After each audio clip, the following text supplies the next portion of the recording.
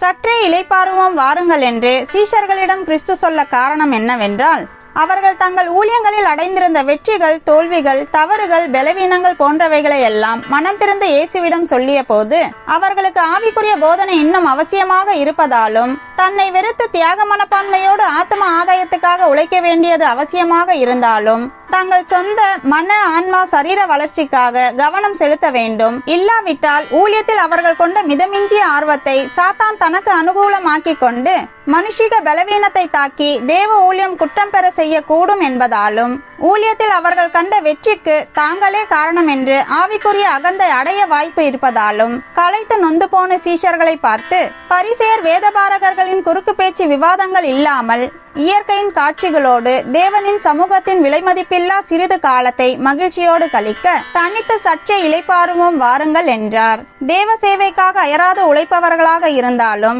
உலகத்தின் வெற்றிக்காக பரபரப்பாக ஓடுகிறவர்களாக இருந்தாலும், நெருக்கடியான அனுபவங்களுக்கு இடையில் நம் ஆத்மா சமாதானம் பெற தனித்தனியே அவர்கள் தேவனோடு இளைப்பாறுவது அவசியமாக இருக்கிறது.